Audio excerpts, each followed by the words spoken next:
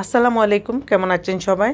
দেশ ও বিদেশ থেকে, কাছে বা দূরে থেকে, যে যেখান থেকে আমার ভিডিওটি দেখছেন, আশা করি মহান আল্লাহ তাআলা অশেষ রহমতে পরিবারের সবাইকে নিয়ে ভালো আছেন।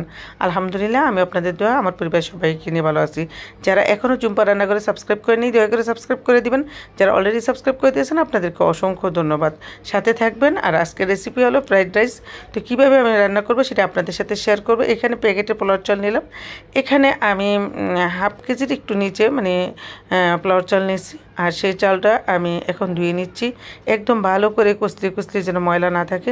এভাবে আমি চালটা ধুয়ে নিব, আর ধুয়ে আমি ছেঁকে নিব। তো আজকে ঝটপট করে আমি রান্নাটা করব। অনেকে আপনারা মানে বলেন যে ফ্রাইড রাইস রান্না করতে হলে আগে থেকে ভাতটা রান্না করে রাখতে হয়, সকালে রান্না করতে হয়, বা রাতে রান্না করে রাখতে হয়, বাসি ভাত দিয়ে করতে হয়, ঠান্ডা ভাত দিয়ে করতে হয়। তো আমি সেটা করব না, আমি আজকে ঝটপটই করে নিব। এখন খাইতে মন চাইছে, এখনই তৈরি করব। তো এখন এই যে পোলাও চালটা ধুয়ে নিলাম, আর এই যে কড়াইয়ে ভর্তি পানি নিয়ে নিলাম। পানিটা চুলায় বসাই দিলাম। এই পানিটা ফুটতে থাক। ফুটানোর পরে আমি চালটা ঢেলে দিয়ে দিব। তো এখানে পানি ফুটতে থাক। আর আমি আজকে আর কি করব সেটা আপনাদের সাথে শেয়ার করছি। চাল তো ধুয়ে নিলাম, এদিকে মাংসটাও কেটে নিচ্ছি। 4 পিস মাংস নিলাম, চিকেন ফ্রাই করব। আর এদিকে যে ফ্রাইড রাইস রান্না করার জন্য পেঁয়াজ কুচি করে নিছি, রসুন কুচি করে নিছি, আর হচ্ছে কাঁচামরিচ ফালি করে নিছি। এইখানে ক্যাপসিকাম একটু চিকন লম্বা লম্বা করে করে নিছি, আর এই যে গাজর করে নিছি, আর আছে পেঁয়াজ পাতা। তো এই পেঁয়াজ পাতাগুলো হচ্ছে আমার টপের, মানে আমি বারান্দায় যে গাছ লাগাইছি সেইখানে। এই বর্ষার দিন আপনারা এই পেঁয়াজ পাতা লাগাইতে পারেন, আস্ত পেঁয়াজগুলো লাগাই দিবেন। আর আরেকটা রেসিপি তৈরি করছিলাম, সেটা শেয়ার করছি। তো আজকে আপনাদের সাথে এটাও দেখাচ্ছি। তা এটা সাদা সবজির জন্য আমি এই যে পেঁয়াজ আর ক্যাপসিকাম এগুলো রাখছিলাম, তো ওগুলো দিয়েও করছি। তো সেই রেসিপিটাও আপনারা দেখবেন। এই ভিডিওর আগে আমি সেটা শেয়ার করছি, সেটা আপনারা দেখে আসতে পারেন। আর এখানে আমি এই যে পানিটা ফুটানো হয়ে গেছে। আর এখন আমি এই যে পোলাও চালটা দিয়ে দিলাম। তো ফুটান্ত পানির ভিতরে এভাবে চালটা দিয়ে দিলাম। আর যেহেতু এই যে ছাঁকনিটার ভিতরে চালটা ছিল, এটা এভাবে দিয়ে দিলাম। তো এখন একটু ঘন ঘন করে একটু নেড়ে দিব, যে নিচে না লেগে যায়। অনেক সময় কিন্তু চালটা জমাট হয়ে যায়, যে গরম পানির ভিতরে চালটা দিলে সাথে সাথে নেড়ে দিতে হয়। তো নেড়ে দিলাম। আর স্বাদ মতো লবণ দিয়ে দিলাম। 1 চা চামচ রান্নার তেল, সয়াবিন তেল দিয়ে দিলাম। এতে কি ভাতটা একদম ঝরঝরে থাকবে, সলা সলা থাকবে। তো ভাতটা মানে একটার সাথে একটা লাগবে না, তার জন্য দেওয়া। তো কিছুক্ষণ জাল করব, রান্না করে নিব। আর এবারটা এরকম হবে যে 100%-এর ভিতরে 80% সিদ্ধ হয়ে যাবে, 20% হাতে থাকবে।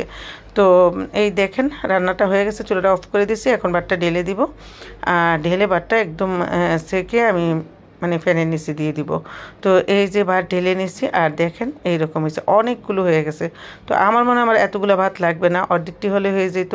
তারপর আমি কিছুটা আবার রেখে দিব। আর এই যে এখানে একটা কড়াই নিচ্ছি, আর কড়াইয়ের ভিতরে তেজপাতা, এলাচি, দারচিনি এগুলো দিয়ে দিলাম। আর দিয়ে দিলাম পরিমাণ মতো তেল। আপনার চাইলে এখানে বাটারও দিতে পারেন, চাইলে এখানে ঘিও দিতে পারেন। তো আমি এত ঘি খাই না, আমি ঘি দিব লাস্ট মুহূর্তে দিব। তো তেল দিয়ে দিলাম। তেল গরম হওয়ার পর আমি পেঁয়াজ কুচি, রসুন কুচি, আর এই যে কাঁচামরিচ ফালি করে রাখলাম সেগুলো দিয়ে দিলাম। দেওয়ার পর এই যে নেড়ে চেড়ে আমি সুন্দর করে একটু বাদামি করে ভেজে নেব। তো নেড়ে চেড়ে একটু ভেজে নিলাম। আর এখন এই যে আদা রসুন হাফ চা চামচ করে দিয়ে দিলাম। তো দিয়ে একদম নেড়ে চেড়ে ভালো করে আমি এই তেলের সাথে ভেজে নেব আদা রসুন। আর এখানে তো মশলা সবগুলো আসি, দেখতেই পাচ্ছেন। তো এই যে আর এখান থেকে 2টা ডিম নিব। তো এই ডিম 2টা ভেঙে তারপরে আমি ডিম 2টা ফেটে নিব। এদিকে গাজর আর ক্যাপসিকাম এগুলো দিয়ে দিলাম, দিয়ে একটু নেড়ে চেড়ে দিব। আর এই যে একটু পরিমাণ মতো আমি লবণ দিয়ে দিলাম, যে সিদ্ধ হয়। আর কি লবণ ছাড়া তো আর কিছু খাওয়া যাবে না, তো লবণ দিয়ে দিলাম। তো এই যে দিয়ে দিলাম ঢাকনা। আর এটা সিদ্ধ হতে থাকবে। আর এদিকে আমি ডিমটা ফেটে নিচ্ছি। তো দেখেন আমি এখানে 2টা ডিম ফেটে নিলাম। আর একটু স্বাদ মতো লবণ দিয়ে দিলাম। লবণ দিয়ে আবার একটু ফেটিয়ে দিব। তো এই যে কড়াই বসাই দিলাম আমি চুলায়। এক পাশে আমি যে ফ্রাইড রাইস রান্না করার জন্য কড়াই বসাইছি, আর এক পাশে ডিমটা ভাজার জন্য আমি কড়াই বসাই দিলাম। তো ডিমটা এখানে ভেজে নিব, এখানে একদম ঝুরি ঝুরি করে ডিমটা ভেজে নিব। তো কীভাবে করছি দেখেন, এখানে একটা কাঁটা চামচ নিলাম। এই কাঁটা চামচটা দিয়ে একদম ঘুরিয়ে ঘুরিয়ে আমি নাড়তে থাকবো। আর দেখেন কি সুন্দর করে একদম ঝুরি ঝুরি হয়ে গেছে, দেখতে পাচ্ছেন। আপনারা চাইলে এইভাবে ডিম ভেজে তারপর আপনারা নুডলসের সাথে দিতে পারেন বা পাস্তার সাথে দিতে পারেন, আর এই যে ফ্রাইড রাইসের মধ্যেও দিতে পারেন। তো অনেকে আছে ডিমটা ঝুরি ঝুরি কীভাবে করে এটা করতে পারে না, তো আমি আজকে দেখাই দিলাম এভাবে করতে পারেন। আমারটার মতো যদি কেউ করতে চান তো করতে পারেন, আমি এইভাবেই করি। তো একটু নেড়ে চেড়ে তেলে ভেজে নিচ্ছি ডিমটা, একটু ভালো ভাজা হলে খেতে অনেক ভালো লাগে, কাঁচা কাঁচা থাকলে আমার কাছে খেতে ভালো লাগে না। তো আর এদিকে এই যে সবজিগুলো সিদ্ধ হয়ে গেছে, এই যে দেখতে পাচ্ছেন। এখন আগের থেকে যে ভাতটা রান্না করে নিয়েছি সেইখান থেকে অর্ধেকটা ভাত আমি এখানে দিয়ে দিব। তো এই যে পোলাও চাল দিয়ে ভাতটা রান্না করে নিলাম আর দিয়ে দিলাম। এখন নেড়ে চেড়ে সুন্দরভাবে আমি এই সবজির সাথে ভাতটা মিক্স করে নিব। তো দেখেন সুন্দর করে আমি মিক্স করে নিচ্ছি। তো অনেকে আছেন যে ঠান্ডা ভাত দিয়ে এই রান্নাটা করেন, কিন্তু আমি গরম ভাত দিয়ে করতেছি। আর দিয়ে দিলাম এই যে স্বাদ মতো লবণ, আর দিয়ে দিলাম কিছু এই যে পেঁয়াজ পাতাগুলো। আর পেঁয়াজ পাতাটা দিলে কিন্তু দেখতে অনেক ভালো লাগে আর আমার কাছে খেতেও ভালো লাগে। তো আপনাদের কাছে পেঁয়াজ পাতা না থাকলে আপনারা এখন তো বর্ষার কাল, বরবটি আছে ওইটা দিলেও দেখতে সুন্দর লাগবে। আমি বরবটিটা দিলাম না, কারণ আমার ছেলেরা তেমন একটা পছন্দ করে না তার জন্য। তো এখন দিয়ে দিব সয়া সস। সয়া সস দিয়ে দিব আমি 2 চামচের মতো, 4 চামচে তো দিয়ে দিলাম। আর এখন দিয়ে দিব এই যে স্বাদ মতো টমেটো সস। তো টমেটো সস এরকমই হবে, 4 চামচে 1-1.5 চামচ হবে, দিয়ে দিলাম। এখন ভালো করে নেড়ে চেড়ে মিক্স করে নিব। তো দেখেন নেড়ে চেড়ে আমি মিক্স করে নিচ্ছি। আর এখন দিয়ে দিতেছি আগে থেকে ডিমটা যে জুড়ি করে রাখছিলাম সেটা দিয়ে দিলাম।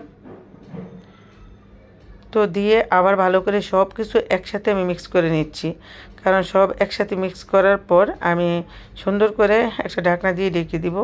তো এই দেখেন কতটা কালারটা কত সুন্দর হয়েছে। তো আমি আর 5 মিনিট এটা দমে রাখবো একটু ঘি দিয়ে। তো এই যে পরিমাণ মতো ঘিটা দিয়ে দিতেছি।